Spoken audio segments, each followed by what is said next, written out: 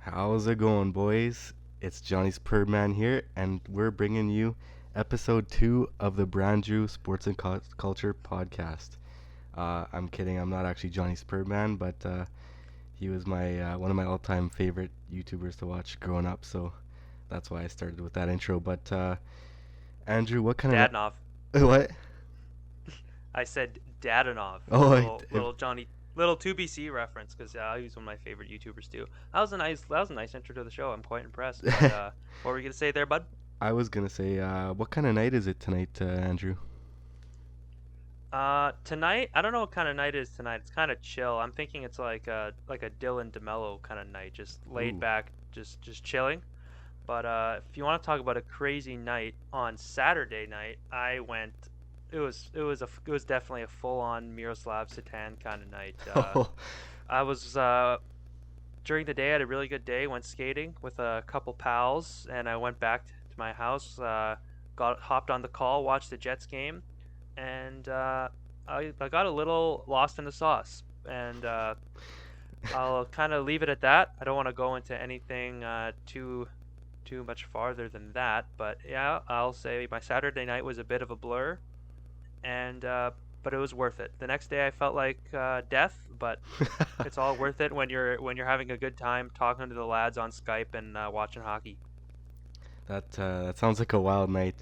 But since you opened the show last episode with a fun fact about you, I figured I'd open up with a fun fact about me this time. You may not be able to believe this, but I have never seen Harry Potter, Star Trek, Hunger Games, or The Hobbit.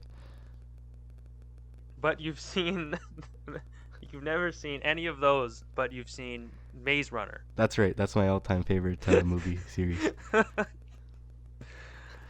Oh boy, almost all of the movies you listed are better than Maze Runner, and I've never seen Maze Runner. I'm just saying it because I listened to Rotten Tomatoes and I checked all the scores, and all the movies you named, their average movie score is all better than Maze Runner. So that's how I follow. I don't have any of my own opinions. Rotten Tomatoes knows what's right and what's wrong.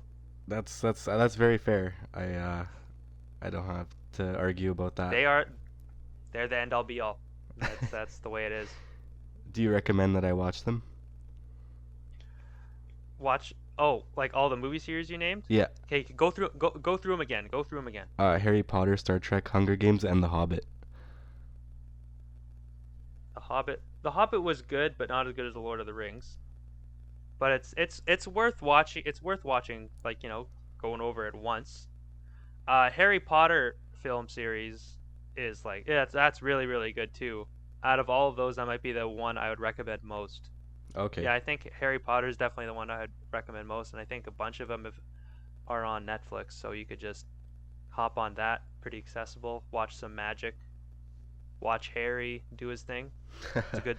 I highly recommend watching Harry Potter series.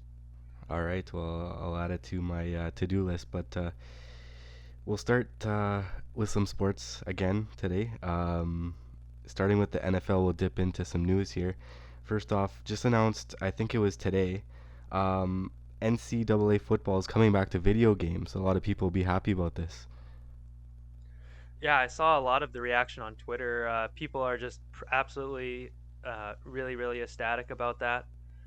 That's like I actually like well before this, I've seen people say they need to bring back NCAA college football for like a few years now, and yeah, it's gonna make a lot of fans happy that they've actually finally done it. EA Sports is gonna bring it back to the game, and it'll be really good. Who do you think should be on the cover?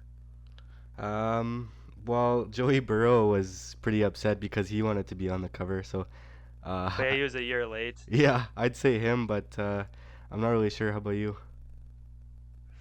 I don't know. This is going to be really bad, but probably one of the Alabama players. Oh, Oh yeah. I almost forgot their names. That's why I was saying it was bad because I almost forgot one of their names. But the wide receiver that won the Heisman Trophy, I believe his name is Devonta Smith. Oh That yeah. would be a good candidate. Yeah, that would be And for sure. who's Alabama quarterback? I think he'll play next year too. Okay. I'm not too sure, but Uh, it's really frustrating me that I'm forgetting his name, but he would be a good one too. One of those two Alabama players, you can't go wrong. yeah, absolutely. In other news, Deshaun Watson officially requests trade. Any predictions of where he may go? Well, like in last week's episode, I said the Jets. That's where I think that's going to be. It seems like that would be the team that would have the most assets to get him. Also, the Dolphins were in there, but it's Deshaun Watson. There's going to be more teams than just the two that were mostly reported on. But also, it recently came out how much Houston right now is asking for Deshaun Watson. John McClain of the Houston Chronicle says the Texans' asking price for Deshaun Watson is 2 firsts, 2 seconds, and 2 defensive starters at least. So, Wow. quite a high asking price for Deshaun Watson, but I think justifiably so. Like Houston they were bad, and he had almost 5,000 yards passing, and TD to interception ratio he was 33-7. So I think a quarterback that could perform that well in a team that was 4-12, I think that's a guy you want. Yeah, for sure. Um, Super Bowl 55 matchup this Sunday. Uh, the weekend performing, it'll be good. Who do you have? What's the score you predict for this game? Actually, just quickly before I get that, I have a few notes I wanted to run through. Okay. Yeah, just quickly, we'll get into that soon, but I just let you roll with it for your first few notes, but I have some things I want to mention. So, NFL, I don't know if you saw in the AFC Championship game, but NFL is finding Josh Allen after he flicked a ball at a Chiefs pass rusher's face after a sack. I don't know how much cheddar cheese that's going to cost him, but that's kind of after losing the game and you got to get fined, get some change out of your wallet. That's probably not too much of a good time for Josh Allen. But you just do not flick the ball at the guy who just sacked you. That's just not. That's a weak move. Josh Allen, you almost make me not like you as much as Gardner Minshew for that. But I'm afraid that I'll never hate anybody more than I hate Gardner Minshew. So Josh Allen, just you need to be better. Step up. Stop flicking balls at pass rushers when they get you a sack. So That's a I can't even pretty speak pretty English. greasy When move. they sack you. Definition of a greasy move. And in other news, a little signing here. Baltimore Ravens signed tight end Nick Boyle to a 2-year, $13 million contract extension, with $10.5 million of that being guaranteed. Last year in 9 games, he had 14 receptions, 17 targets for 113 yards and 2 touchdowns. So Ravens get their backup tight end locked up. So nice little move for them. And the thing that I was looking at that I was in mini NFL notes that I really wanted to get to was a bettor in Las Vegas put down $2.3 million on the Tampa Bay Buccaneers to win the Super Bowl. They bet on the spread plus 3.5. Bet 2 point so like that like $2.3 million that the Bucs are going to win by 4 points. I just want to say it is quite a rock star move, but what an absolute psycho. And if I ever put that much money on a bet, I would pray that somebody would shut my bank account down because Yeah. that is just way too much. I really hope that guy's really rich and he's not like betting his mortgage. But what do you think of that? Do you think he has a good chance to win that bet? I I would think. I hope he wins. I mean that that's a lot of money. That's insane. I would never put that much money on it, but I think that the Bucks will win, but and pull off the upset. But that's just crazy. Like, how much do you think he would win? Do you know how much he would win if he won that bet? I forget exactly what it was, but like plus 3.5. That is like for the Bucks to win by 4 when they're obviously the underdog. That's going to be a lot. I think it might have been he'd win something like $10 million. Wow, that's crazy. So yeah, that would be a pretty substantial win if you win that. Okay, I'll put like I was saying like if I ever bet that much on something, how I probably would be way too addicted to betting at that point, and I should just have no privileges with money. But imagine you bet that much on something and you actually win. Oh my God, But still, I would never risk the 2 million to win 10 million. That's just nuts. the absolute jubilation after would be that'd be one of the best moments of your life. Yeah. Oh my gosh, and imagine if you were just like with all your buddies too Oh, that would be the most when wild it night all of your went life. down. That would be unreal. You'd go I don't even know what kind of night it would be. It'd probably be crazier than like a Miroslav Satan game. But Way crazier than that. so you mentioned you think the Bucks are going to win. So what's now that we're through all the little notes here, let's go to the bigger stuff. What do you think the score will be in the Super Bowl? Bucks and I forgot the other team.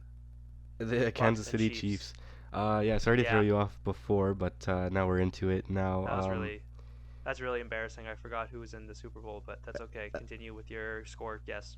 that's okay. I'm sure people will forgive you. They won't bully you like last episode. But I think if I had to choose one score, I would say that the Buccaneers win 37-34, and Brady wins the MVP. What do you think? So you think so your prediction is this guy wins his bet then? That's a win 37-33 you said? Yeah, Or thir- or 37-34. 37-34. Oh, okay, so he loses by a half. Oh, Yeah, he would lose. That would be devastating. that would be devastating, Brayden. You're putting some kind of evil on this man. Oh boy. Wow, it's a decently high-scoring game. If Tampa Bay is capable of scoring that much, but I cannot see the Chiefs only getting 33 points. Like the Bucks would have to play out of their mind on defense to prevent to limit them to only 33 points. But if I was gonna go with my score prediction, it's boring, but I do think the Chiefs are gonna win, and I'm gonna say the Chiefs are gonna win. I'm gonna say 38-28 is my score prediction. Okay, so by It'll be 10. it'll be a valiant effort by Tom Brady and the Bucks, but the Chiefs will just prove too much. I could see it coming. I could see it being a close way all the way, and maybe the Chiefs go up by 10 late in the game. That's kind of how I see things with that. Absolutely. I think your prediction is more likely to happen than mine, but we'll More likely. we'll see how it goes. Only time will tell. We'll know. It'll be interesting to see the halftime score when the weekend performs, and then obviously post game. But I think the weekend is the biggest part of the night. Like honestly, regardless of who wins and who plays well, I think the NFL MVP should go to the weekend I think because so too. he's such a great artist. Blinding Lights is such an underrated song, and I know he's gonna knock it out of the park. And everybody's like, "Wow, this is actually such a good song. I can't believe that I haven't heard this before." And yeah, I think the weekend should be NFL MVP or Budweiser for their commercials with the horse and the dog. I think that's gonna go over real well this year. They'll get the best commercial. Oh yeah, for sure. They always do. Is it time for the biggest news of the NFL? Yeah, so we've been keeping it from you guys for a while. Matt Stafford traded from the Detroit Lions to the LA Rams for Jared Goff, 2 first-round picks, and a third-round pick. So that's quite a large package for Matt Stafford, but Matt Stafford has been really underrated. Like Detroit has been bad for quite a while now, and he's been on that team for a long time, and he's been doing really good things on a bad team, much like Deshaun Watson, but except Matt Stafford has been there, and he's 32 now instead of Deshaun Watson, who's, I don't know, 26. So Matt Stafford didn't have the luxury of asking for a trade at 6 years ago, but he got one now, and he's going to an LA Rams team that really solid defense. I think on offense they have a few weapons, Cooper Kupp and a few other guys to say the least. I think he's probably going to do really well there. Like the Rams were a solid team already. They beat the Seahawks, who people were early on thinking that they're going to win the Super Bowl. So the Rams are a good team. Matt Stafford makes them better, and they're obviously in win now mode. Absolutely. And yeah, it gives a fresh start for both quarterbacks. I know Goff had a pretty good start when he first came to the league, but recently he threw 29 interceptions in his last 31 regular season starts. So hopefully this new Detroit team will give him a better go. He said he talked to the NFL Network, and he said, and I quote, "I'm just excited to be somewhere that I know wants me and appreciates me." So now that he gets this definite starting role, I think that he'll be a lot happier here. Yeah, Jared Goff in Detroit, you mean? Yes. Yeah. Yeah. Yeah, well, he'll definitely be the guy. I wonder. Hopefully, he can. What did his head coach say? Hopefully, that guy could. Jared Goff could bite a few kneecaps in training camp and make his coach happy. Yeah. But and funny little detail. Guess who was the only team in Stafford's no trade list? He had one team. The New England Patriots. Oh, you saw this? Yeah, I saw it. Yeah, you did see it. Yeah, I just thought that was a funny little thing to mention. Uh, I actually have no idea if any of the Patriots fans were really wanting Stafford, but you had a rough year this year. But yeah, Patriots fans, you have nothing to complain about. No. Um. Oh, and, So oh, do you have anything else you wanted to say on the trade? no, I just know that you had some CFL stuff going on, transitioning from this stuff.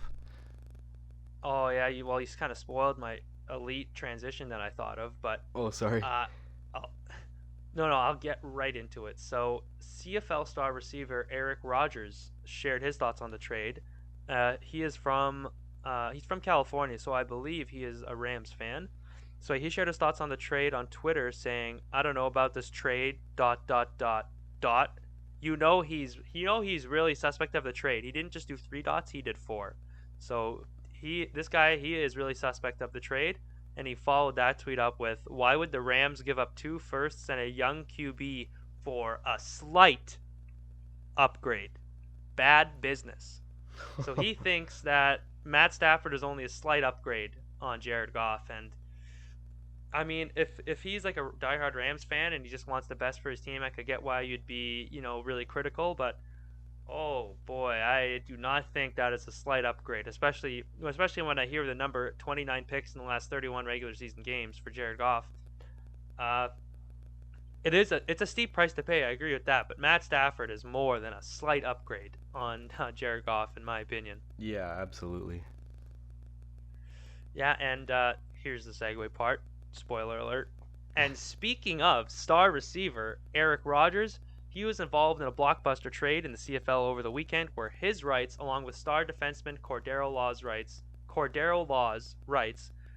defensive back Robertson Daniels' rights, 2021 sixth round pick and 2021 fourth round pick in the global draft were traded from the Calgary Stampeders to the Toronto Argonauts for a 2021 fifth round pick and a 2021 third round global draft pick.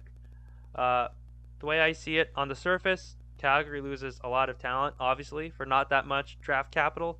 But realistically, none of the players that Calgary traded away, all those guys were probably not going to sign with them, and so Calgary just wanted to get, something for them. So in that respect, they got what they could, and getting something back is definitely a plus, like better than just walking, which it sounds like they would have. Calgary has been a good team at replacing players for a long time, but losing those guys could deal quite a blow, and maybe their new players won't be able to, sufficiently replace that kind of production they got out of those guys. But really, at the end of the day, with the Calgary Stampeders, as long as they have Bo Levi Mitchell at QB, they should be a competitive team. They got, well, obviously really good management, really good coaching staff. I'm confident they'll be a competitive team, but maybe just not quite as good as they've been. And then for the Argonauts side of things, if they're able to retain all these players and re-sign them, which as of now, they already re-signed Eric Rogers, so they got him in the mix. And that could be huge adds to their team if they could. They already added Rogers, if they could add the other two guys, that could be really big. You look at the potential of their receiving core, having Juwan Brescacin, Canadian, DeVaris Daniels, recently signed former NFL star Martavis Bryant, and Eric Rogers, all in your receiving core. That's got to be the best receiving core in the league. Just absolutely juiced with talent, and whatever quarterback is going to play there is going to have a fun time. And you go to Cordero Law. If they're able to re-sign Cordero Law, that could be a huge add to their defense that gave up the most points from the pass and second most points from the rush last year. He's good at pressuring the quarterback, and that's a skill Toronto's defense desperately needs. Since Sean Lemon left, I can't really think of too many guys on that defense who are really good at rushing the quarterback. Actually, I believe they still have Cleon Lang. He's really good. But aside from that, they need help, and Cordero Law provides that.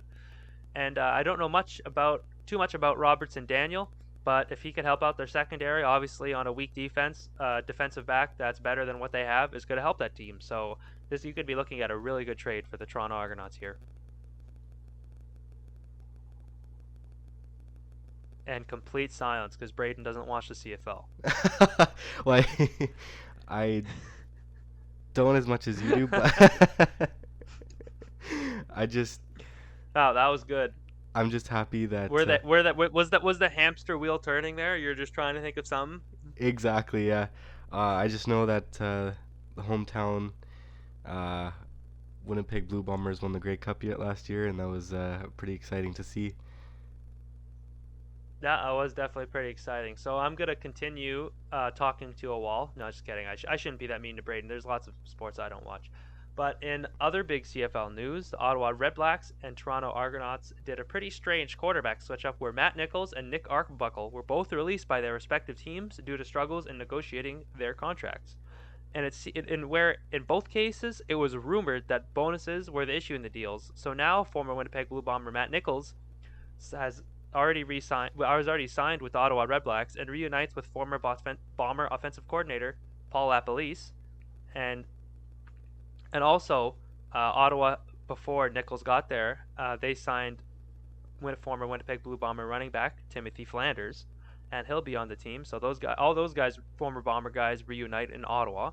And Nick Arbuckle reunites with his old offensive coordinator Ryan Dinwiddie and their former Calgary teammates Eric Rogers, Tavares Daniels, Juwan Brescison, Cordero Ola, and Robertson Daniel with the Toronto Argonauts. So they got a lot of Calgary connections there.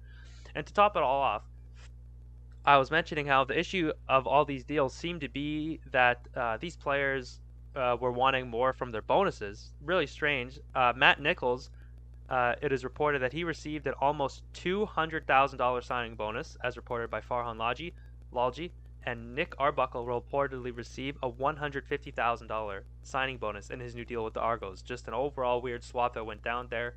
If you thought that bonuses were the reason for them not coming to a renegotiation of their contract, then that doesn't make any sense because they handed out quite a bit of money to both these quarterbacks.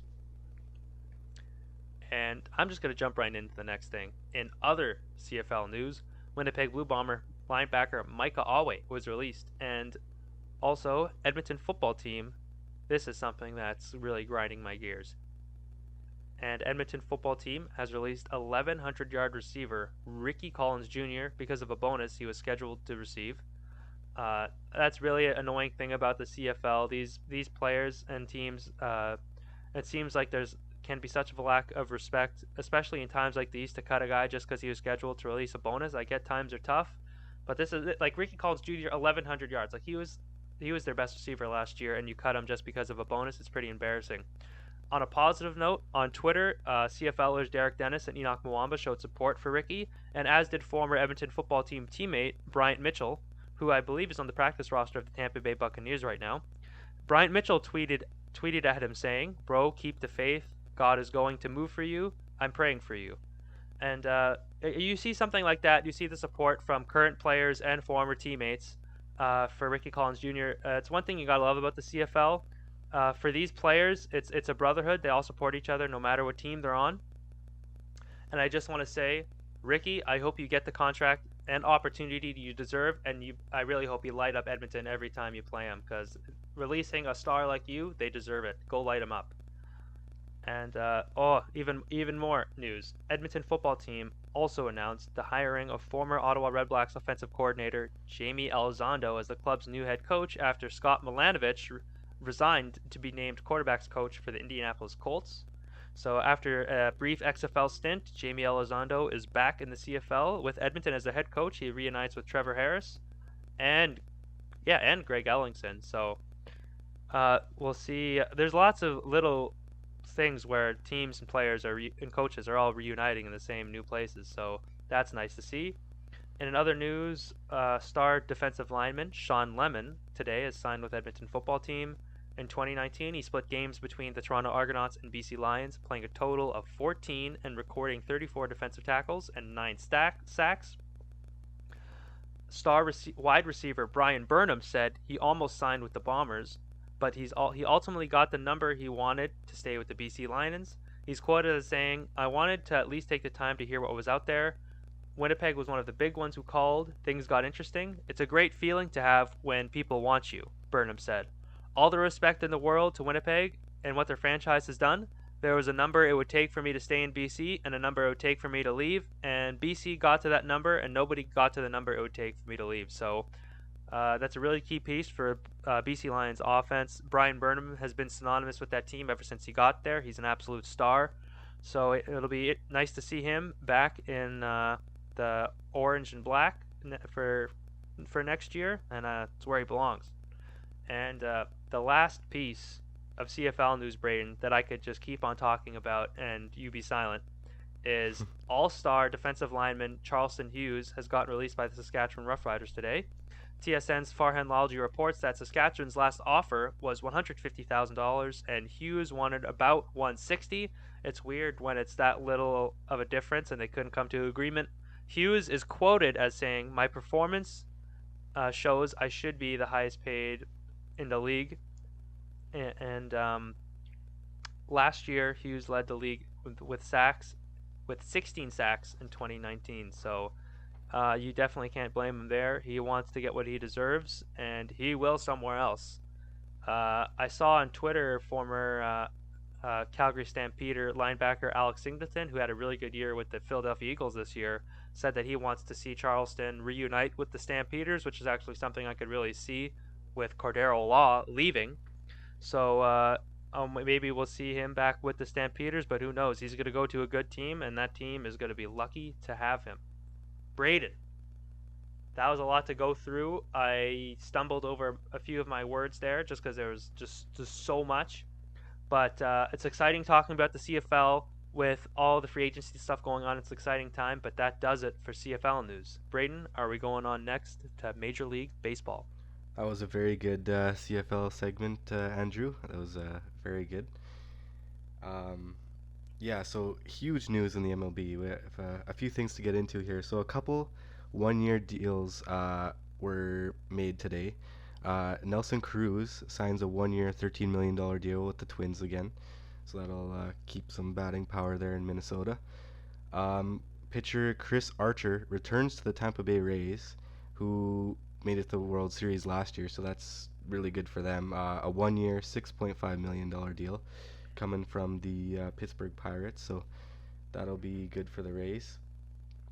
Who I like to call Joe Pavelski's twin, Dustin Pedroia. Do you know him? Dustin Troy, oh yeah, for the Red Sox, I definitely recognize the name. Okay, yeah, I'm trying to think of the face and Joe Pavelski's twin. From my limited understanding of what Dustin Pedroia looks like, I could see it. for sure. Maybe not twin, but for sure brothers.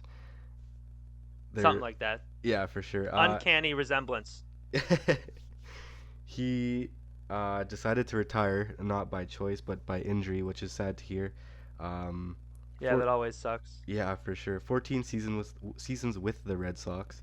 37 years old, so he was getting up there in age, but he had a great career, so it's sad to see him go, and sad for the Red Sox because he still has $13.3 million on Boston's luxury tax. So that sucks that still has to count towards it for a guy that won't even be playing.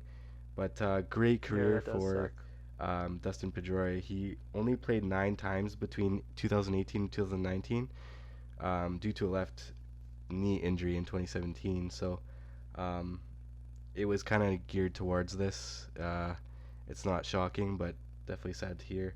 But the 4-time All-Star hit .299 with 140 home runs, 394 doubles, and 138 stolen bases in just over 1,500 career games, and is a 4-time Gold Glove winner. So definitely a good career. Do you know what MLB BTS is? Behind the scenes? No, it's actually called Beat the Streak. So basically, you take you can choose up to 1 or 2 players per day, and if they get a hit, you get like a point towards your streak, and you have to get to 56 in a row. And then you win like a crazy prize. Yeah, you win like $5.7 million, I think. Oh my Um, lord. so yeah, some people, nobody's won it, but some people actually got up to like 50, I think, and lost it. So it's pretty crazy, but Getting up getting up that high would be and getting up that high and not winning would be absolutely brutal. yeah, I the some people actually interviewed him, or people that have gotten that close, and asked if they'd even play again because of how frustrating that could be. Um, but they're still motivated to play, which is good.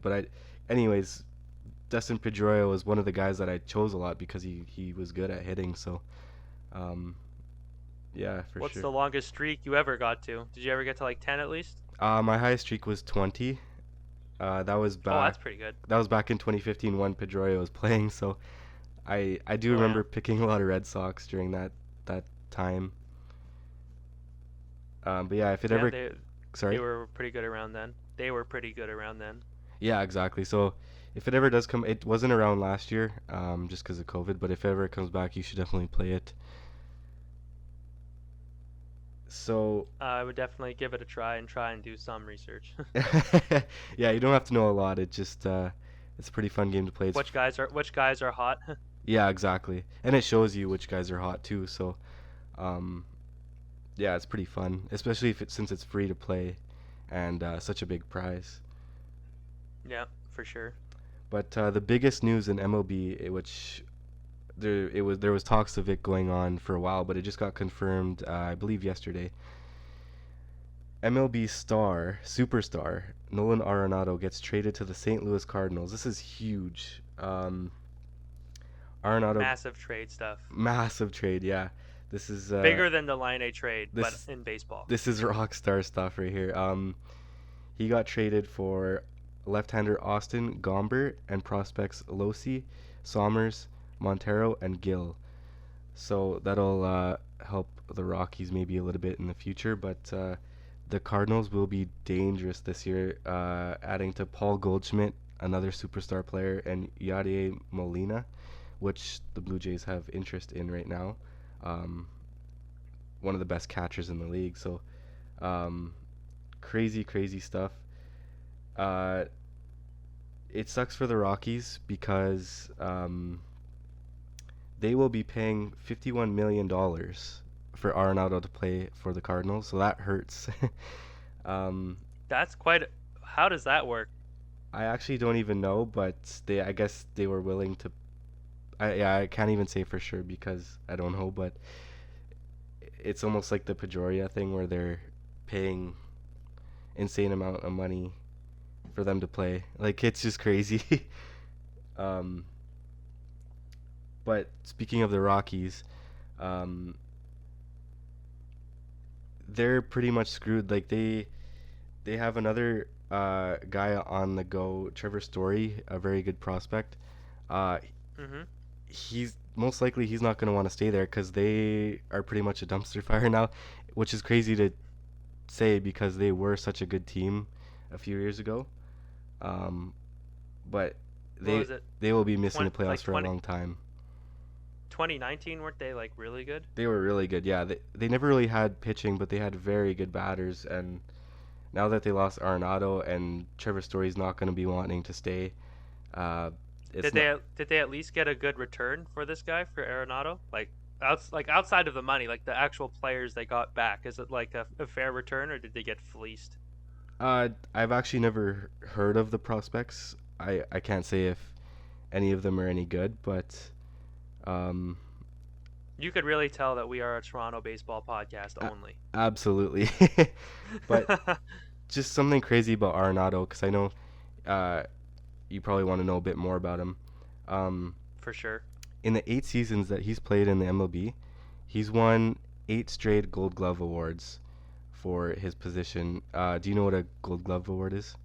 Yeah, yeah, I know what the Gold Glove Award is. Okay, That is pretty nutty. like no other name has ever really done that. It's just 8 years in a row. Ever since he's played, every year he's won it. He's never gone a year not winning it. So Has I Mike Trout won? How many Gold Gloves has Mike Trout won? that I don't know. It's probably similar. Oh yeah. um, but I'm really excited for this Cardinals team. They're gonna go far this year, and adding a guy like Arenado, it'll be crazy to see how many bombs him and Goldschmidt hit this year. Yeah, that should be interesting. Who else is in that division with the Cardinals? Um, Are the Braves in that division? I believe so. I actually don't know by heart, but I'm assuming they'll get first in the division for sure. Well, it'll be However, interesting to see if if they do, them and the Braves could battle it out. yeah, for sure. If they do lose Molina though to the Blue Jays, I mean that would be sweet for the Blue Jays. Yeah, But well, since we're a Toronto baseball podcast, we would really get excited about that move, and we'd probably call it the best move in baseball so far, even better than the Springer move, because the Blue Jays can do no wrong. exactly. But that's it for MLB unless you had anything else.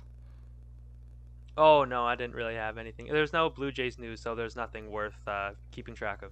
Yeah, the only thing was that Molina thing, and we'll see where that goes. Yeah, That would be great. we'll see. We'll talk about it for an hour if it happens, but if it's nothing to do with the Blue Jays, then we'll just not really care about what we talk about with baseball. Exactly, which is why we'll move into the NHL now. Um, McDavid and Draisaitl combined 11 points versus Ottawa the other night. How many points are they on pace for this season? They are both on pace for 100 points in a 56 game season. That is crazy. Like that's 2 points a game. Just about. Actually, I think McDavid actually is 2 points a game because he had a 2 point game yesterday, so I'm pretty sure he is 2 points a game now. Wow, that's just crazy. It's just ridiculous, and I saw a lot of people saying the same sentiment online. It's just crazy to think about. So yeah, after that win, Edmonton goes to an astonishing record of 5-6. Wow. Like imagine having two players that good, and actually they won. Yeah, they won yesterday versus Ottawa, but it's Ottawa. Like Ottawa wins basically don't count. Yeah. If you subtract the Ottawa wins, the Jets are 500, but we're gonna ignore that for now. But yeah, so so Ottawa's 6-6. Even at 500, and you have those two guys playing that well, it just completely defies logic. It's like aside from that year where they made the second round, it's like they've been the same team every year almost. Like last year, their regular season was actually pretty good. I believe the regular season they were the best Canadian team in the league, but play-in comes around and the Chicago Blackhawks beat them, and they were what were they? They were like 22nd in the league. So really embarrassing way to lose in the qualifying round against a team you absolutely should have slammed. And then now to start the year, they've been really inconsistent. They've won 3 in a row now, but who knows what's going to happen in the next 3? Could be another 3-game losing streak just right back. Like I don't know what they're going to do with the Oilers. Like you look on paper, obviously, with the moves they've made to increase their depth, you'd think their depth looks at least all right. And your depth doesn't need to be great with McDavid and Draisaitl, but they still just doesn't seem like they could play very good team defense. Yeah, I wonder how long it'll take for them to have a season like Tampa Bay did. Was it last year or the year before? Where they're just good the whole year and then really good in the playoffs too. Yeah. Yeah, exactly. Like that's the thing when you have Connor McDavid on your team, like do you really need to be like that crazy depth? Like I think you just need to be kind of solid, just decently solid around them. Yeah. Like not that Mikko Koskinen has been bad because he has worked really hard and he's how many shots does he take a game? Like almost 40. But Edmonton they really need like a solid starting goalie. Like them missing out on Markstrom last year really hurts, Yeah. especially since he signed with Calgary. But like for me, I think Koskinen's a guy who if he'd be perfect for like a Yaroslav Halak or on Anton Khudobin role where he's on a good defensive team. The starting goalie is older and needs a rest, but so this guy could still play significant games. So like Halak or Hudobin, they both play like you get about 30 starts a year. I think that'd be perfect for Koskinen. But the way they deploy him and how bad Edmonton's team defense is, it doesn't work, and that team is not going to win. The team's probably not even going to make the playoffs unless they could get a better goalie than what they have. Yeah, absolutely. And the Maple Leafs and the the Toronto Maple Leafs and the Montreal. The Maple Leafs and the Toronto It's almost like and the my Toronto Canadians. song and a band are playing right now. But Oh the my lord, yeah. Maple Leafs and the Canadians are on top right now. What do you think of Montreal doing so good? I mean, I don't know if they'll stay on this pace throughout the whole year, but you look up and down their lineup and how they've looked to this point. They are straight up a solid team. They have depth. Even the players that are out of the lineup are good. You saw Corey Perry when he got recalled from the taxi squad to go play. He looked real like he was contributing for them. So you look with their lines, like with the additions on the right side, Toffoli, Josh Anderson, they've both been really good. Like how many goals does Toffoli have now? Do you have 9 or 10? Yeah, eight Did you of see them are see against. the goal? Did you see the other goal against Vancouver he had last night? Yeah, The toey drag and the the snipe on the backhand. Like he must be really vengeful towards Vancouver because like geez, he just lights them up. It's I, unbelievable. I think 8 of those goals are against Vancouver, which is crazy. 8 of the 9. One I know one's a hat trick.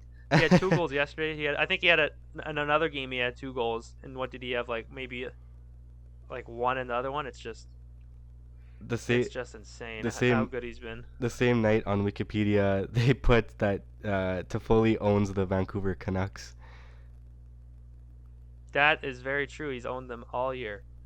Oh my gosh, I forgot to mention my fantasy. So last week, throughout the whole week, I was doing good, and the guy I was playing not doing good. I was on pace to win by 30 or 40 the whole week. After the McDavid 5 point game, guess how many fantasy points I won by last week? How many? Over 100. Oh, I had like 308. The other guy had like barely 200. wow. My defense really stepped up. They were really good for me last week too. Like pretty much all my skaters all did really well. So I was really happy with that. Really happy with that win. Yeah, that was an awesome week. This week not so much, but we'll get into that a little bit later. Yeah, with all the COVID news. A guy who just dropped to waivers and cleared them, Tony Deangelo, is now generating a lot of interest for trade. You had a little bit of notes on this? Well, we just got to let's get the backstory out of the way. My main guy, Elliot Friedman. I'm going to break down his quote of what he found out about Tony Deangelo's incident after their 5-4 loss to they are the New York Rangers. 5-4 loss to the Pittsburgh Penguins. So this is Friedman's quotes from 31 Thoughts, the podcast. One of my favorite hockey podcasts. Really good. Friedman is, in my opinion, the best insider out there. He's just always straight facts. So here's the quote from Friedman. Saturday night, Rangers Penguins. 10 seconds before the winning goal is scored, George Gorgiev and Deangelo have a mix-up. A miscommunication behind the net. Sidney Crosby gets in between them, and the Rangers players who are already on the ice for a while are noticeably exhausted and can't get off. Crosby scores, and the Penguins win in overtime. They go off the ice. Gorgiev is sitting, disappointed, like any competitive person, especially a goaltender, would be after a game like that. And Deangelo walks by him and makes a sarcastic crack to him, and Gorgiev clocks him. They go at it, and their teammates break it up. Later that night, the Rangers call Deangelo or his agent, and they say, "That's the last straw. You're going on waivers tomorrow." And then at noon Eastern on Sunday, that's what happened. And as Wow. we all know, Anthony, as we all know, I need to speak English today. Jeez. As we all know, he cleared waivers and nobody picked him up. And I like there that was just a crazy night of rumors and stuff. Like after I saw those reports that Chris Kreider punched Tony, like on Twitter, I kept on seeing reports of like that Chris Kreider punched Tony and broke it up, and then Larry Brooks of I believe the New York Post says Keandre Miller was actually one to break up the fight. It was just a crazy night. And now that Tony D has cleared waivers, like will the Rangers like if they put him on waivers and if they have put him to the taxi squad, like will they even want him being with their minor league players? Like do they want that kind of an influence around that they clearly think is just a jerk and he's well, Tony Deangelo has just been a jerk to deal with on every team he's been on his whole career. Yeah. Like, yeah, so not the when I said players in the minors on the taxi squad, that's two different things. In the minors, or do they just want to live with him on the taxi squad, being around their main roster that probably already hates him? I'll be curious to see if they could find a way to just terminate his contract and he like gets banished to the KHL. But now you're saying, I think I saw even was it Darren Dreger say this, that teams are actually interested in trading for Tony Deangelo. Oh wow. Oh, I remember you said like you earlier you were saying that he was generating trade interest. Like, where'd you see that Oh, I saw that on the score. on Um, the score? it didn't say what teams, but it just said that it was starting to pick up. Man, if I don't know how any team could want that guy playing Me for you. neither, yeah. I just don't get it. Like, He's developed even such if you a take away all the outside stuff and you take away the fact that it would be an absolute PR nightmare and you're just gonna get like so many fans in the league just absolutely hating you. Like, aside from all that, it's just like everywhere he's been, every team he's been on, he's been just a jerk to deal with, and even to his own teammates, he's abused officials. There's lots of other things you could look in his history that he's done that's not good. Like, I just don't know why you'd want that player and that person in your locker room. Like, I get it. He had a really good, productive year last year, offensively anyway. But I just don't know how you'd want that guy with all that baggage and how he's probably going to be just a jerk to deal with, like he's been on every other team he's been on. I don't know how you could want that on your team. honestly, I think that Tony needs to be canceled and just ship him off to the KHL.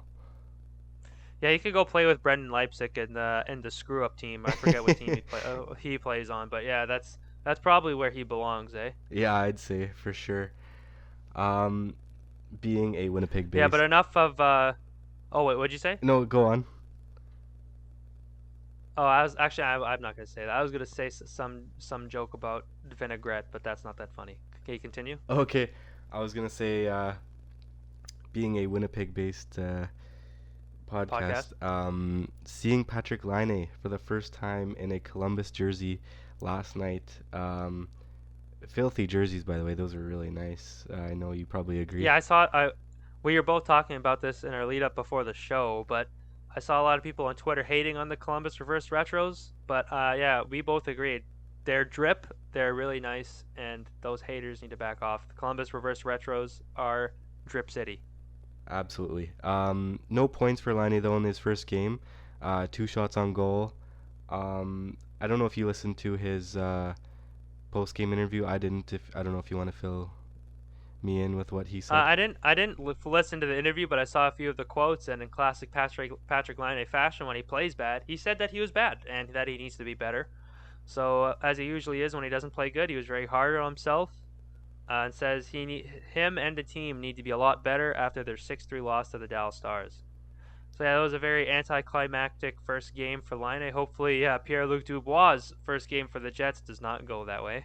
Yeah, for sure. Yeah, that'd be really annoying. But I don't know if Columbus is playing right now, but yeah, hopefully the next game for Laine he could be do a bit better. Yeah, And on next, yeah. I don't think it'll take long for him to settle in and start generating some goals. Wow, we talk over each other too much. We got to get a hold of that. Yeah, for sure. But we're very nice with it. When Yeah, well, we're very polite. We're Canadian. We just we always defer to the other one, and we're very nice about it. But what I was gonna get to was Sam Bennett and Victor Mete in the trade rumors today. They've both asked for trades from their respective teams. Mete, after he's played the last few games, but to start the year he didn't get any games in until recently, with the emergence of Romanov coming in, taking his spot. It'll be interesting to see if Mete could stay in the lineup, because if he stays, maybe Montreal. Like, I know Montreal likes the player, so maybe if he's able to stay in the lineup, then the things will settle down. But if not, then you're gonna see a trade with him at some point. And then Sam Bennett asked for a trade too, with Elias Lindholm for Calgary playing center. That pushes Bennett to either third line wing, or like you'd think it would push him to third line wing, or fourth line center, which is obviously a role he does not like and he wants to get more of an opportunity. So he's asked for a trade. And you saw recently in the last few games, seemingly in an effort to try and keep this player happy, the Flames have put Bennett with Goudreau and Monahan. So we'll see. We see with those two teams, it's kind of a balancing act. Like they both like the players. Montreal likes Mete, Calgary likes Bennett. They both want to keep them, but if if they're not able to stay in the lineup, they're gonna still want to trade, and if they're not getting the opportunity they want, they're both gonna want to trade. So this seems like something that right now, maybe they'll be able to keep sort of calm, but at some point, it looks like these two players will be moved. It might just take a while. Very shocking to hear. Like, do you know why, uh, like they want out? Well, in both cases, it just seems like opportunity. So, like Mete for most of the year has been a healthy scratch. So he's a 22-year-old defenseman. He needs to play. Like obviously, like Montreal likes him as a player, and they probably really like the idea of having him as a seventh defenseman. But at the end of the day, that's not a role he wants. He wants to play. He wants to play somewhere where when everybody's healthy, he's in the lineup every game. So I think that's completely fair for him to want to get moved. And for Sam Bennett, it seems like he at least wants to be a third line center. And when everybody's healthy on Calgary, he's pushed. He's not that. He's either a wing on the third line or a center on the fourth line. So he wants to go somewhere where he could have an opportunity to uh, be a center consistently in the top nine every game and not have to be a winger.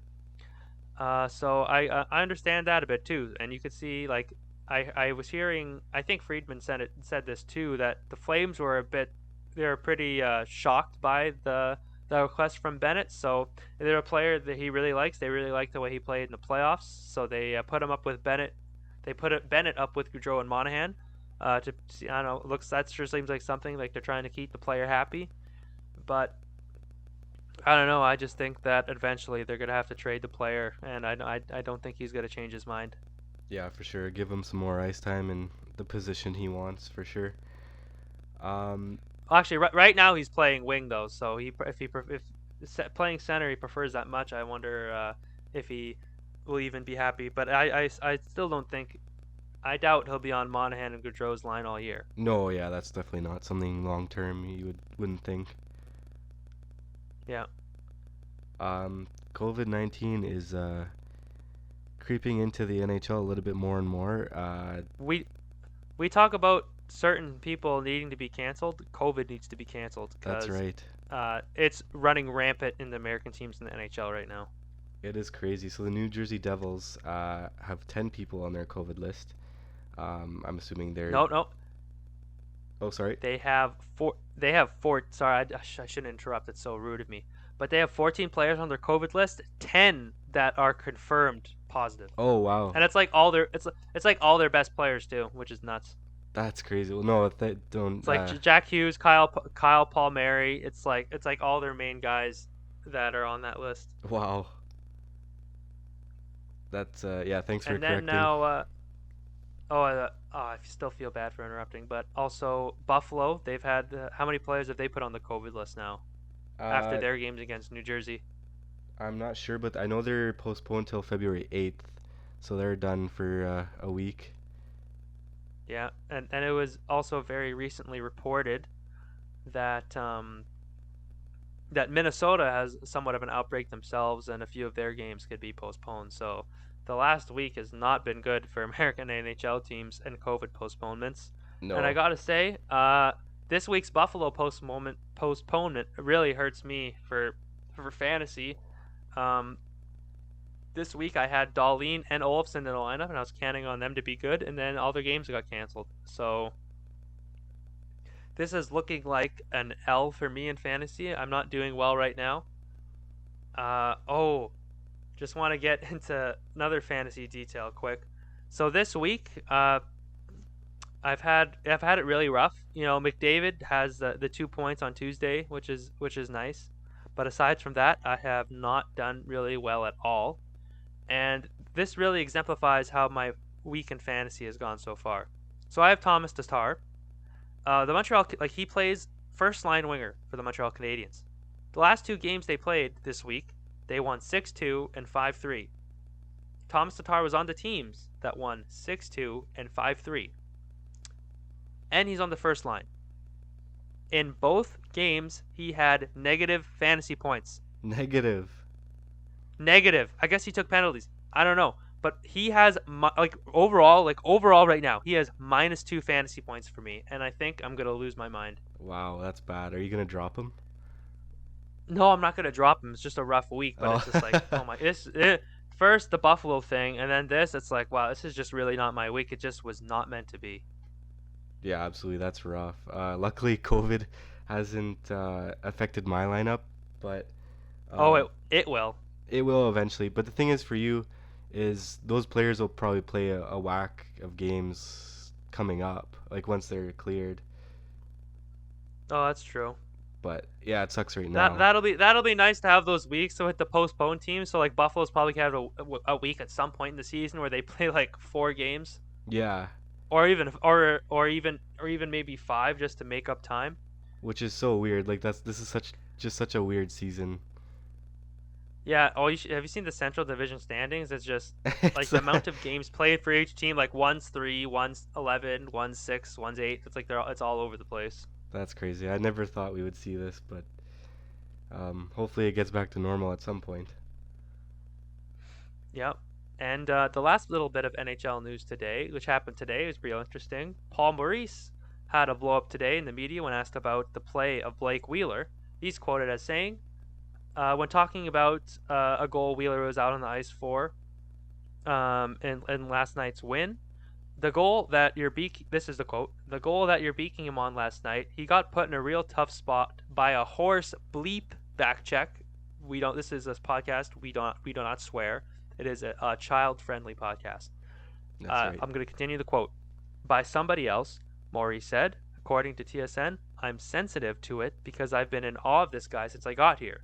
His work ethic, he is unimpeachable, and his character, how he runs the room, how he plays. He's got effing 11 points. We don't swear here. Effing 11 points in 10 games. I just like you to be right about it when he's referencing the criticism that Wheeler is facing. You'll do your deep dives and analytics, and God, they do a horse bleep job of telling you what 5 guys do. So I'm not so much protective of Blake Wheeler, I'm more protective of the Winnipeg Jets. You get a guy in your town that plays that hard and is such a fine leader and a fine man. Let's be real careful. If his plus minus number isn't what you want, like he's prorated at about 88 points, man. We're 10 games in, and we're 6-3-1, and you're beaking my captain. I'm offended by it. Brayden, what do you think of Maurice showing some fire when asked about the play of Blake Wheeler? That is great. I'm so happy, like as a living in Manitoba, that like that's the kind of coach I would want to play for. It's someone who would stick up for you like that much. It's just that shows what kind of guy Maurice is, what kind of guy Wheeler is. He is getting up there in age, but you can't say what that guy said to him. Like it's just not fair. Well, I think I might have to be the contrarian here. I do like obviously you gotta like the coach being passionate and sticking up for his guys, but even the point he made about the back check, which is actually Kyle Connor, which he's referring to, so he probably wasn't too happy with him after that goal. But when you really look at the play and look at Maurice's analysis, you could see like, yeah, actually, you know what, Maurice is probably right. Connor could have done that, but that was just one goal that people referenced in the criticism of Blake Wheeler. But most of the criticism is just when you look at numbers like expected goals for and Corsi for percentage, just analytics that determine what kind of positive impact he has on the game. He's just been not good enough. Last game, I believe in Corsi and expected goals for percentage, he was bottom 3 on the team. It was like 32 and 35%. It's just brutal, and you've seen it all year, especially when Scheifele, Wheeler, and Connor were together as a line. Before they were split up, like at 5-on-5, they would get killed. Like that one game against Edmonton, where Edmonton won. Yeah, where Edmonton won 4-3. The McDavid's line's expected goals for, I think, was like 80 or 90% at 5-on-5, and they were out against the Scheifele line the whole game. And that Scheifele line with Wheeler, they just got absolutely killed. So the criticism of Wheeler, I see it as pretty fair. You look at his play driving analytics; they're not good, and it needs to be at a point. He needs to be at a point where it's better. I think it will be better, but overall, I think the criticism is warranted. But as you see on a lot of Canadian teams' Twitter, It's either it's one extreme or the other. There's people that say Wheeler needs to be put on the fourth line. Wheeler's dust. Wheeler's a cancer in the locker room. He's toxic. Like, there's lots of people that are all the way on that end. I don't think so. Where I'm at is he's getting up in age. Maybe he's on the decline. He hasn't had a good start. He's been not good. He's been bad for the most part. But uh, I'm confident he will get better. And like Blake Wheeler said in his interview today, he's the hardest critic of himself. So I expect him to be better. Absolutely. You kind of just have to hope it gets better for the guy. He is getting up there in age, so you can expect that uh, in the years to come, He's gonna it's gonna start declining. Yeah, like at 34, it's just natural. Like, he still found a way to get a bunch of power play points, 11 points in 10 games. Oh, how many of those are at 5-on-5? Not many, but uh, you gotta like the production at the very least. And like Maurice was referencing, but yeah, he's not gonna be an elite player forever. But yeah, hopefully we could just see a bit more out of him of his play at 5-on-5. Absolutely. Was that everything for the National Hockey League? I believe so, unless you have some extra notes. Oh, you didn't. How is that? How did your fantasy last week go, and how is your fantasy going this week? Unbelievable. Last week, say our leagues work a bit different. How many points did you get last week? Like 308. Okay, so we'll say our league counts a lot less categories, so I'd say like an average week, like 65 points is pretty good. 70 points is pretty good. Um, and Oh, okay. I ended up getting 91 points last week. So I think the matchup was 91 to 30. So I won by 60. It was Oh my lord. very, very good. I was very satisfied with the guys. They performed. I can't remember exactly all the stats, but everyone was scoring. My goalies were getting wins. So yeah, I'm pretty happy with it. Who were like just name a few of the top guys that were your best players last week? Well, Vanacek's been doing very good for the Capitals, getting some wins, Yeah. and he's been getting quite a few starts as well. Binnington has been getting some wins. Goudreau has been scoring goals. Matthews as well got quite a few points. And actually, my Avalanche guys, I have Saad and Kadri. They've been lighting it up. So uh, I find that if you take guys on teams that score a lot and teams that are high in the standings, it'll definitely pay off for you. Yeah, definitely. And how have you been doing so far this week? This week, it's pretty tight. I think it's like 11 to 10 right now, so it's pretty tight. I'm 2-1 on the season, so winning record. What's your week at right now? Oh, this is week 3. So the way things are going, I'm definitely about to be 1-2, unless McDavid has like 6 points the next game he plays, because he only plays 2 games this week. But yeah, it's not looking good right now. I'm praying Thomas Tatar at least gets in the positive soon. I guess I'll remain hopeful, but well, I'm not hopeful. Actually, that's a lie. I'm probably gonna lose, but if I could pull a rabbit out of a hat here, that would be great. Yeah, well, Tatar's due for something, so you gotta think he's gonna light it up soon or something. Yeah, he's been completely decent up until that point, so yeah, it's frustrating. But yeah, I'm sure he'll be better. It's just a rough week for me, but if I could, it's only halfway through pretty much, so maybe Kale McCarr goes off, and I don't know. We'll see. Yeah, hopefully another 6 point night for McDavid. I pray. In the moving on to the music world, Weezer drops a new album. What are your thoughts on this album? Okay, so for like the new album I've been listening to, it was like last Friday they dropped it. Okay Human by Weezer, and I gotta say, it really blew me away. I was not expecting musically to be what it is at all. So obviously with Weezer, generally they're a rock band. You expect rock music to come from a rock band, but it's weird. There is not one single electric guitar on the whole album. It's all like orchestral instruments. So it was really cool for me as like a big fan of Weezer, and also like I mentioned last week when I was talking about my love for film soundtracks, and obviously that's all orchestral music. It's kind of like the two worlds colliding, musically that I really like, and I thought it was glorious. Like I couldn't believe how good it was. Like the first song I listened to was "Grapes of Wrath," and that is definitely my song of the day, my song of the week, my song of I don't know. I'm still listening to it a lot.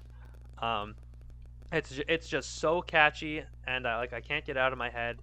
Other really good songs of the album, all my favorite songs, and also playing my piano, but they're all good. Like you listen through the whole album, it's all really good. I don't think I've been this jacked about a Weezer album in like 5-6 years. Like the 2014-15 when they came out with Will Be All Right in the End and White Album, like those two albums were really really good, and I think this album is at least as good as that. It could be better, and it's like new original Weezer music that the kind of music they never really made before. It's awesome to see, and it's been an absolute pleasure listening to them.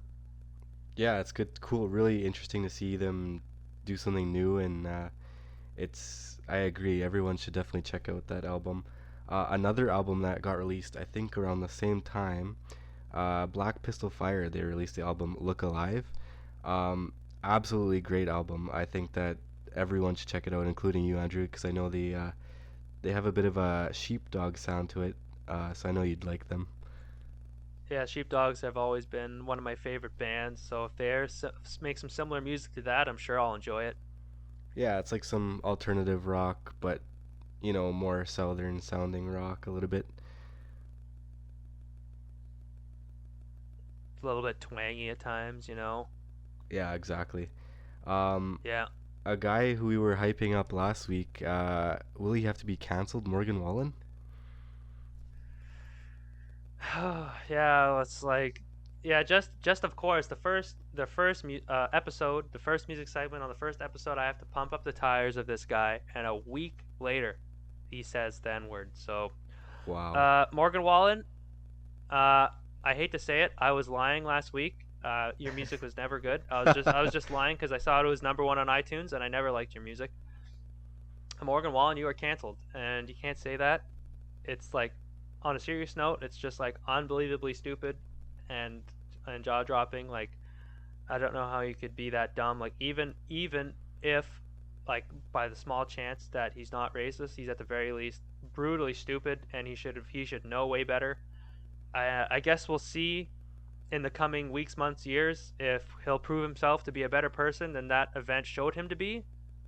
Uh, but yeah, Morgan Wallen, as for now, all I gotta say is you are canceled, and deservedly so. Well, and there you have it. Andrew, what is your song of the day? Canceled. Oh, I already mentioned it before. Oh, yeah, But okay. yeah, Yeah, that's a very good. Grapes of Wrath by Weezer. I've been listening to it nonstop. Listen to it right now. I will I will put the link in the YouTube description. Like it's like just listen to it. You'll enjoy it. Absolutely, that's a good idea. And for my song of the day, it's a classic. It's "Misery Business" by Paramore. I don't know if you know the song. I don't think I do. Maybe like is it a popular enough song that I like maybe would recognize it if I heard it? It's just not one you know by name. I. That's exactly it. Yeah, Yeah. I think you would Okay, I'll absolutely. have to take a listen to it. I think yeah. Take a Once you listen to hear it it, you after the would show. know. It's like one of those songs from those early like soundtrack, sports game soundtrack. Oh, like an NHL '04 kind of, Yeah, or later. like NHL Okay, like it's kind of like oh that. 07 type ish. Okay, that is definitely my kind of music. Yeah, it's the kind of song that just it'll get you going. It's more of a pump up song, so Okay, now I'm getting really excited to try to get my Andy or Rob revenge here. I tried to make it a little bit easier for you here, so I think that you will absolutely do better this time. Wow, you tried to. Well, that sucks because I tried to make it harder. I don't want to just get an easy win. But No, now I guess there's pressure on me. If I don't win, it'll be embarrassing. And but I tried to make it harder on you with the ones I picked. You tried to make it easier. Hopefully, I at least pull out the win. Let's get this thing started. I really want to get the win this week. I was really upset about last week. Uh, I think I'm gonna do a lot better. Let's get into it. all right.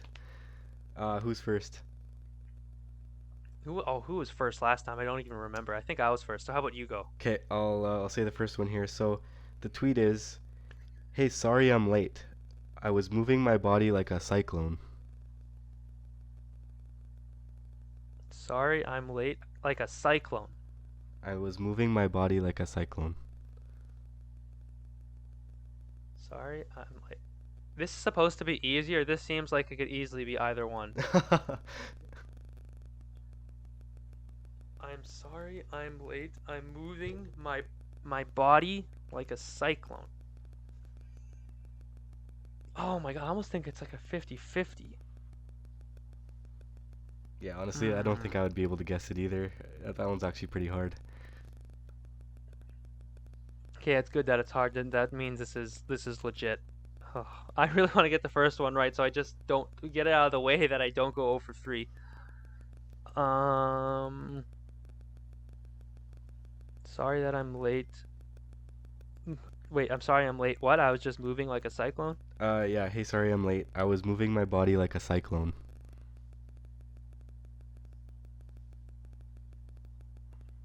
I'm gonna. I have to say something. I'm taking too long.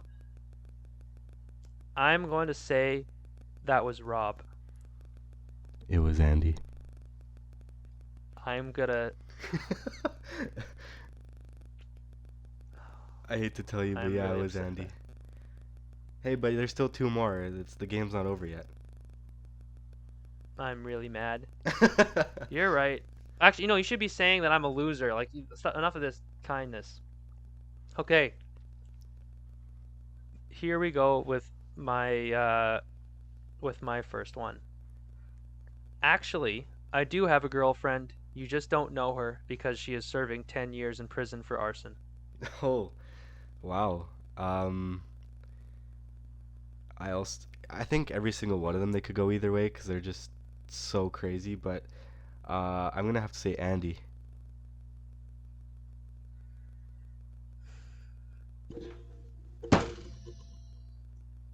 You're right. Yes, let's go 1-0.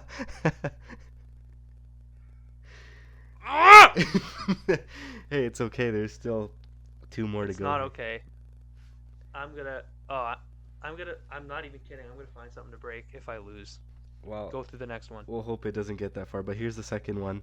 The tweet is, "This had me laughing. Good job, lads."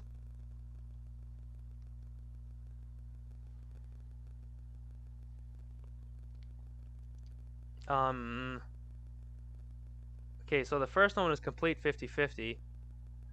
This one, like, can you pick another one? Because I think we both know, obviously, that I know who said that. Well, I was, it's, I put it there for a reason. It was Trying to make it easy, and one of your questions being a tweet that I've seen is that's a little bit different. Like I'm stupid. I'm not that stupid. it was supposed to be sort of like a gimme, but didn't know if you would remember. But I guess you remembered. I So I 100% remember. either I'll, you can have the free point, or I'll find one on the fly. Find one on the fly. I think I'd rather win much more legitimately. Okay. Yeah, just go on one of their Twitters. Do a few scrolls, and the first thing that we could say on air. Okay. There's a lot of stuff that you can't, but okay. Here's one. Yeah, just find one that you Here, can. here it Okay. is.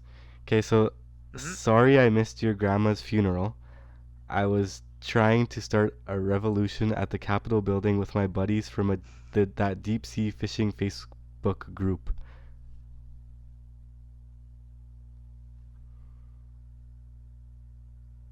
Okay, this one I definitely know. I don't. It's Rob. Yes, it's Rob. I think I don't know if you know that I've seen that, but I mean, okay, I'll take it. I guess I'll just take it. That's a point for you. One. I'll take it. I'll take it. Okay, so it's 1-1 Okay, now. so 1-1 for me, but this I haven't read my second one. Oh, right, for yeah. you. Okay. So you're 1-0. I'm 1-1. Here we go. I'm tired of seeing commercials with celebrities endorsing products they absolutely don't use. Like, do not try to tell me Tony Romo is posted up in his crib wearing a pair of Skechers. Was it Rob? That was a quick guess. Are you sure? My answer's locked in. You are incorrect. It was Andy. Oh no. Brayden, I really feel like you're purposely throwing it, but I guess I'll take it. No, I actually thought it was Rob, so that's now I'm 1-1 too. Okay. So it's The possibly legitimate or illegitimate wins down to the last question. down to the wire. Yeah. So now, okay, I'm ready.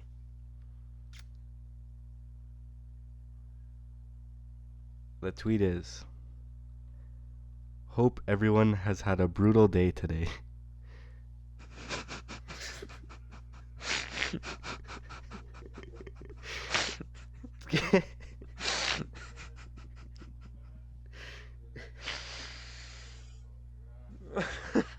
I don't know why that one hit. It just hit Diffie.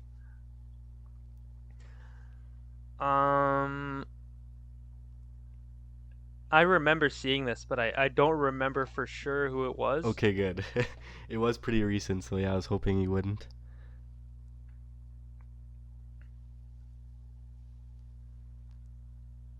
I think it is. I think it was Rob. You are correct. It was Robbie. 2-1.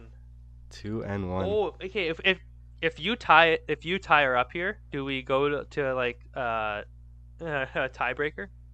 I would think so. What do you think?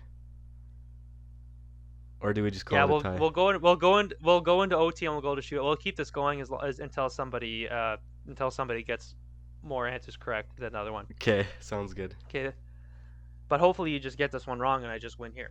It could happen.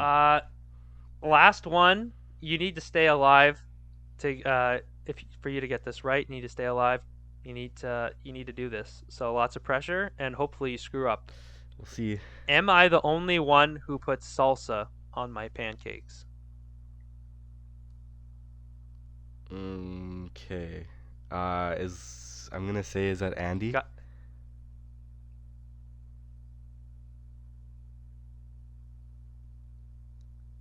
Did I win or lose? Was it Andy Champagne? Champagne anyone, I mean? You are wrong. I am a winner. Oh. Whether it's illegitimate or not, or you threw it or not, I don't care. I'm going to take it. I'm the winner. In this series, Andy or Rob, it is tied 1-1. It is 1-1 now. Wow, congrats on the win. No, you should be upset. You should be saying, "Screw you! I'm gonna beat you next week." Next week, I'm looking to go. This ahead. is a competitive. This is a competitive podcast. Competitive, non-political podcast. Well, we did talk about Morgan Wallen, so I think we could throw the P word out the door. Like, obviously, we're a little bit political now. Only sometimes, just when we feel like it. Just when you feel like it. Okay. So, that about does it for episode 2. That wraps up the Guess the Tweet segment. Andrew has tied up the series. It's now 1-1. We'll just go with it and see, just keep going and see who can get more wins. I'm looking to go to 2-1 next week. I really think that I'm gonna. I think I've gained some momentum here, so I really hope I'll be able to jump in next week and get another win. But that's what it's all about. You got to play the games. So, yeah, that does it for that segment, and that does it for episode 2. That was another fun one. Lots of. Only thing that I think I've got to say is we talk about a lot of stuff that neither of us really knew about. So maybe you should do some CFL research and I could do some MLB stuff. So, we both know what we're talking about. Yeah, that would definitely help. Yeah, you could tell that it was more staggered for NHL and NFL, but we'll try to make it like that for every sport. Yeah. Yeah, I need to be better. Brayden's essentially perfect. So, but yeah, I definitely need to be better. I'm gonna pull a line in here. Not gonna. All the blame goes on me. Do we need to be better as a team? Yeah, but I especially need to be better, and I'm a failure. So, there you have it, Brayden. You're perfect. Thank you. I appreciate that very much. So I think we should like hit the end record button. But I think you should hang up first. But but you hung up last time, so I think that you should hang up. Again? No, again. What do you mean again? I thought you did it last time. I mean, I did it last time. You should do it Oh, I now. should do the same. Right. Okay, well, I thank you everyone for listening, and we hope you have a brutal day.